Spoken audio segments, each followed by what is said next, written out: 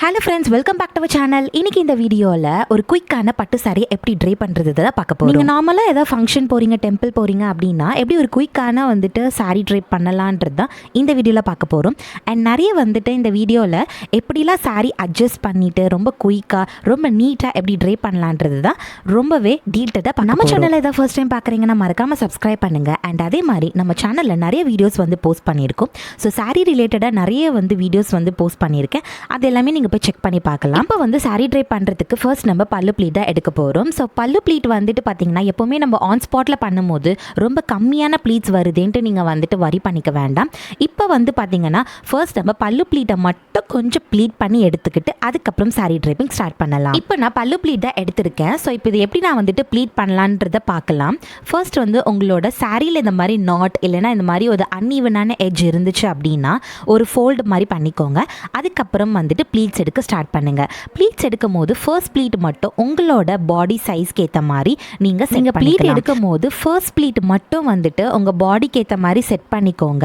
So நீங்கள் drape பண்ணும் போது சைடு எனக்கு தெரியக்கூடாது, சைட்லாம் நல்லா கவர் ஆகி எனக்கு ஹிப்லாம் அந்தளவுக்கு தெரியக்கூடாதுன்றவங்க ஸோ ஃபர்ஸ்ட் ப்ளீட் மட்டும் கொஞ்சம் பெருசாக வச்சுட்டு மற்ற எல்லா ப்ளீட்ஸுமே சின்ன சின்னதாக வைங்க.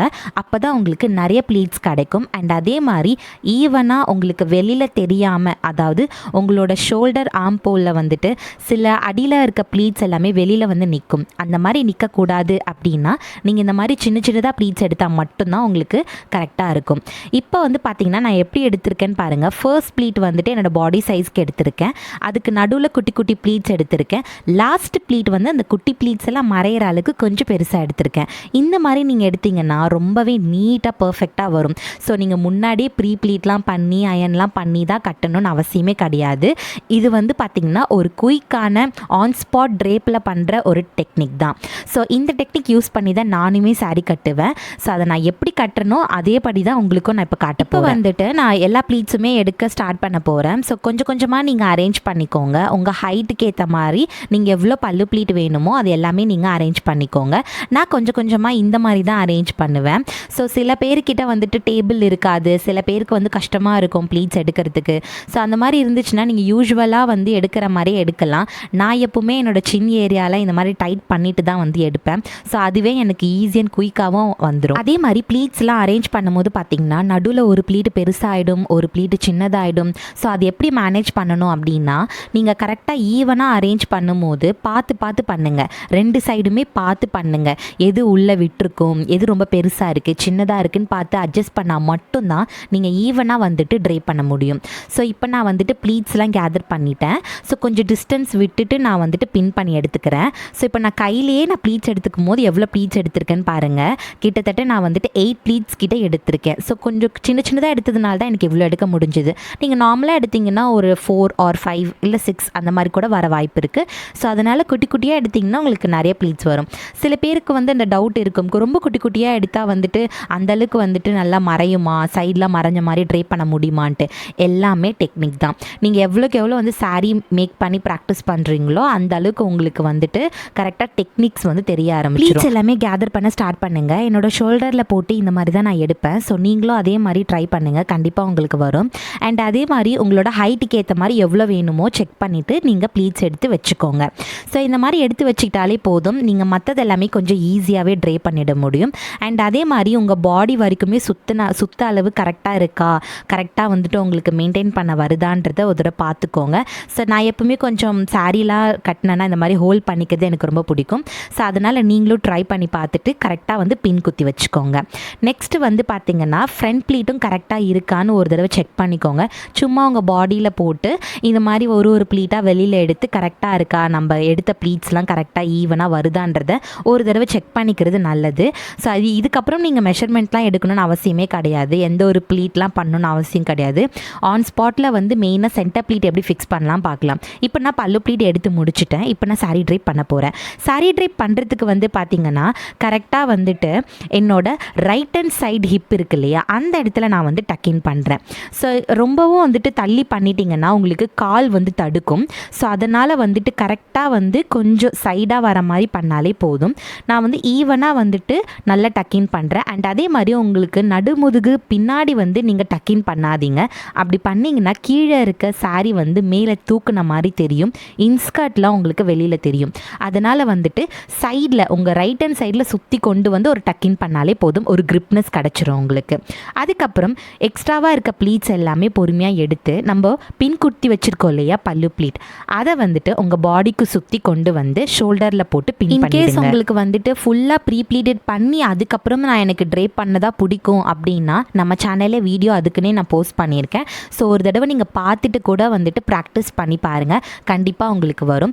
இது வந்து பார்த்திங்கன்னா ஆன் ஸ்பாட் ட்ரேப்புக்காக தான் நான் வந்து இந்த வீடியோ பண்ணிகிட்ருக்கேன். இப்போ வந்து பார்த்திங்கன்னா நான் ஷோல்டரில் வந்துட்டு பின் பண்ண போகிறேன். ஸோ என்னோட பல்லு ப்ளீட் வந்துட்டு எங்கே கரெக்டாக பின் பண்ணணும் அப்படின்றத நான் சாரி பின் பண்ணும்போது பார்த்திங்கன்னா உங்களோட ப்ளவுஸோட கார்னரில் வந்து நீங்கள் குத்த வேண்டாம். ஸோ அது எங்கே வந்து கரெக்டாக நீங்கள் ப்ளேஸ் பண்ணணுன்றதை இப்போ நான் உங்களுக்கு சொல்கிறேன். ஃபர்ஸ்ட் வந்துட்டு நீங்கள் கார்னரில் குத்தாமல் ஒரே ஒரு இன்ச் தள்ளி நீங்கள் குத்துனீங்கன்னா தான் உங்களுக்கு சைடு நல்லா மறையும். நிறைய பேர் இதில் தான் தப்பு பண்ணிடுறீங்க. ஸோ இந்த மாதிரி நீங்கள் வந்து கார்னரில் குத்துறதுனால உங்களுக்கு சைடு மறையாமல் ரொம்ப வந்துட்டு சாரி நகர்ந்துக்கிட்டே இருக்க ரீசன் வந்து பார்த்தீங்கன்னா மெயினாக நீங்கள் எங்கே பின் பண்ணுறீங்கன்றது தான். ஓகேங்களா? ஸோ இப்போ வந்துட்டு ஃப்ரண்ட் ப்ளீட் நான் அட்ஜஸ்ட் பண்ணிக்கிறேன். அட்ஜஸ்ட் பண்ணி முடிச்சதுக்கப்புறம் பார்த்தீங்கன்னா எனக்கு பாருங்கள் சைடு நல்லாவே மறைஞ்சிருக்கு. ஸோ வந்துட்டு நான் ரொம்பவும் வந்து இழுத்து விடணும்னு அவசியமே கிடையாது. ஸோ எனக்கு ஈவனாக நான் வந்துட்டு அரேஞ்ச் பண்ணும்போது பார்த்தீங்கன்னா எனக்கு தாராளமாக வந்து எனக்கு அந்த இடத்துல நிற்கும் போது எனக்கு அப்பப்போ அரேஞ்ச் பண்ணிகிட்டே இருக்கணுன்ற அவசியம் இருக்காது. ஸோ நார்மலாகவே நமக்கு ஒரு கேஷுவலான ஒரு லுக் இருக்கும். அண்ட் அதே மாதிரி வந்துட்டு ஒரு நர்வஸ்னஸ் இருக்காது, ரொம்ப தெரிகிற மாதிரி இருக்கோ அப்படின்ட்டு வந்துட்டு இருக்காது. இப்போ வந்து பார்த்தீங்கன்னா சைட் ப்ளீட் செட் பண்ண போகிறேன். ஸோ சைட் ப்ளீட் செட் பண்ணுறதுக்கு முன்னாடி அது எப்படி பண்ணலான்றத பார்க்கலாம். சில பேர் வந்துட்டு நல்லா அந்த பார்டர் தெரிகிற மாதிரி குத்தணும்னு நினைப்பாங்க. சில பேர் வந்துட்டு எனக்கு ஹிப் தெரிஞ்சாலும் பரவாயில்ல, எனக்கு அந்த சாரீ பார்டர் ரொம்ப நீட்டாக தெரியணும்னு நினைப்பாங்க. ஸோ நான் வந்து எப்படி ஃபிக்ஸ் பண்ணுறேன்னா ஹிப்பும் மறையணும் அண்ட் அதே மாதிரி என்னோடய பார்டர், என்னோடய சாரியில் இருக்க பார்டரும் கிளியராக தெரியணுன்னும் போது கரெக்டாக என்னோடய ரைட் ஹேண்ட் சைடில் கொண்டு வந்து ஒரு பின் பண்ணிவிட்டு அதுக்கப்புறம் அந்த பின்லேருந்து கரெக்டாக என்னோட கையோட எல்போ வரைக்கும் ஒரு மெஷர்மெண்ட் எடுத்துகிட்டு அதுக்கப்புறம் நான் வந்துட்டு ப்ளீட்ஸ் எடுக்க ஸ்டார்ட் பண்ணியிருக்கேன். ஸோ இந்த ப்ளீட்ஸ் வந்து எடுக்கும் போது எதுக்கு இந்த அளவுக்கு நம்ம கேப் விட்டுட்டு எடுக்கணும் அப்படின்னு பார்த்தீங்கன்னா உங்களுக்கு சைடில் வந்து ஹிப் ப்ளீட் செட் பண்ணுறதுக்கு கொஞ்சமாச்சும் நமக்கு கேப் வேணும், அதனால தான்.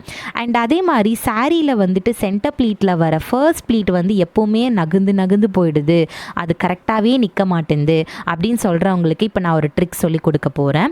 ஸோ ஃபர்ஸ்ட் வந்து பார்த்திங்கன்னா இந்த ஃபர்ஸ்ட் ப்ளீட்டை வந்து நல்லா பெருசாக வந்து ஃபிக்ஸ் பண்ணிக்கோங்க. ஸோ கரெக்டாக வந்து பெருசாக ஃபிக்ஸ் பண்ணி அதை அப்படியே நீங்கள் ஜாயின் பண்ணிட்டீங்கன்னா உங்களுக்கு பார்த்தாலே தெரியும் ஃபர்ஸ்ட் ப்ளீட் மட்டும் வந்து பெருசாக இருக்குது, மற்ற ப்ளீட்ஸ் எல்லாமே சின்னதாக இருக்குது பாருங்கள்.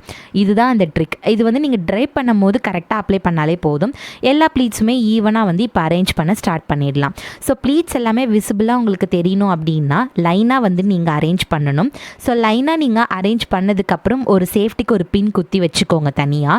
அப்போ தான் உங்களுக்கு வந்துட்டு அது கழலாமல் இருக்கும். அண்ட் அதே மாதிரி உங்களுக்கு அது வந்துட்டு ரிமூவ் ஆகிடுமோன்ற ஒரு பயமும் ஈவனாக வந்துட்டு அரேஞ்ச் பண்ணிவிட்டு ஒரு பின் வந்து செக்யூர் பண்ணிடுறேன். அதுக்கப்புறம் நான் வந்துட்டு சைட் ப்ளீட் எப்படி செட் பண்ணலான்றதை நான் உங்களுக்கு கிளியராக சொல்கிறேன். நிறைய பேருக்கு ஹிப் ப்ளீட் வந்துட்டு எப்படி செட் பண்ணுறதுன்னு தெரியாமல் இருக்கும். பூனம் சாரி, நெட்டட் சாரினா நீங்கள் ஈஸியாக வந்துட்டு பிடிச்சி இழுத்தாலே போதும், உங்களுக்கு நல்லா வந்துட்டு அந்த ப்ளீட்ஸ்லாம் தானாக க்ரியேட் ஆகிடும். ஸோ அப்படியே பிடிச்சி இழுத்து நீங்கள் வந்துட்டு டக்கின் பண்ணிட்டீங்கன்னா அது ஒரு விதமான ஒரு டைப். ஸோ இது வந்து பார்த்திங்கன்னா பட்டு சாரின்றதுனால கொஞ்சம் ஈவனாக வந்து வரணும் அப்படின்னா நீங்கள் ஒரு ப்ளீட்டாக கேதர் பண்ணி அந்த ப்ளீட்ஸ் எல்லாம் வந்து சேர்த்து இன்ஸ்கர்ட்டோட டைட்டாக பின் பண்ணுங்கள். அந்த மாதிரி பண்ணால் மட்டும்தான் உங்களுக்கு வந்து ஷேப்பாக இருக்கும். ஸோ நிறைய பேர் இதுலேயும் ஒரு டவுட் இருக்கும், ஷேப் இயர் போட்டால் ஷேப் வராதா, இது மாதிரி பண்ணாதான் வருமா, அப்படிலாம் கிடையாது. ஸோ உங்களுக்கு ஃபிட்டாக இருக்கணும், இது ஷேப்பாக தெரியணுன்றதுக்காக இல்லை, ஃபிட்டாக இருக்கணும், லூஸாக இருக்க மாதிரி ஃபீல் இருக்கக்கூடாதுன்னா கண்டிப்பாக நீங்கள் இப்படி தான் பண்ணணும். அண்ட் அதே மாதிரி சென்டர் ப்ளீட்டை கரெக்டாக உங்கள் பெல்லி பட்டன் கிட்ட தான் நீங்கள் டக்கின் பண்ணணும். கொஞ்சம் ரைட் ஹேண்ட் சைட்லையோ இல்லை லெஃப்ட் ஹேண்ட் சைட்லையோ தள்ளி பண்ணிங்கன்னா உங்களுக்கு வந்துட்டு கரெக்டான ப்ளீட்ஸ் வந்து நிற்காது. ஸோ சென்டர் ப்ளீட் விசிபிளாக தெரியணும் அப்படின்னா கரெக்டாக உங்களோட பெல்லி பட்டன் கிட்ட நீங்கள் டக்கின் பண்ணுறது. நெக்ஸ்ட் வந்து பார்த்தீங்கன்னா உங்கள் ஃப்ரண்ட் ப்ளீட்டை வந்து நீங்கள் இழுத்து நல்லா ஃபிட் பண்ணும் போது உங்களுக்கு சைட்லேயும் வந்துட்டு எக்ஸ்ட்ரா இருக்க ஃபேப்ரிக்ஸ் எல்லாமே வந்து நல்லா டைட்டன் ஆகும். ஸோ ஹிப் கிட்ட வந்துட்டு பார்த்திங்கன்னா உங்களுக்கு நிறைய லூஸ்னஸ் இருக்காது. ஸோ நிறைய பேருக்கு அந்த இடம் தான் நிறைய கன்ஃபியூஷன்ஸ், நிறைய டவுட்ஸ் இருக்கும். ட்ரிக் தான் இப்போ நான் சொல்ல போகிறேன். உங்களுக்கு சைடு வந்துட்டு ரொம்ப தெரிகிற மாதிரி இருக்கா, அதுக்கு ஒரு சின்ன ஒரு டிப் நான் சொல்ல போகிறேன். ஃபர்ஸ்ட் உங்களோட ஃப்ரண்ட் ப்ளீட் எல்லாத்தையும் நல்லா நீட்டாக அலைன் பண்ணிவிடுங்க. சைடு தெரியாத மாதிரி நல்லா அலைன் பண்ணதுக்கப்புறம் ஃபர்ஸ்ட் ப்ளீட்டை நீங்கள் இந்த மாதிரி வந்து தூக்குனீங்கன்னா செகண்ட் ப்ளீட் வந்து உங்களுக்கு தெரியும். ஸோ அந்த செகண்ட் ப்ளீட்டை வந்துட்டு கரெக்டாக உங்கள் ப்ளவுஸ்லலாம் குத்தாதீங்க, இந்த சென்டர் ப்ளீட்டோட சேர்த்த மாதிரி குத்துங்க. நீங்கள் நார்மலாக வந்துட்டு குனிஞ்ச மாதிரி குத்துனீங்கன்னா டக்குன்னு நீங்கள் வந்துட்டு ஸ்ட்ரெயிட்டாக நிற்கும் போது உங்களுக்கு சாரீ வந்துட்டு கிழிய வாய்ப்பு இருக்குது. அதனால் வந்து ஸ்ட்ரெயிட்டாக நின்ன மாதிரி நின்றுட்டு அதுக்கப்புறம் நீங்கள் பின் பண்ணிங்கன்னா உங்களுக்கு நகரவே நகராது.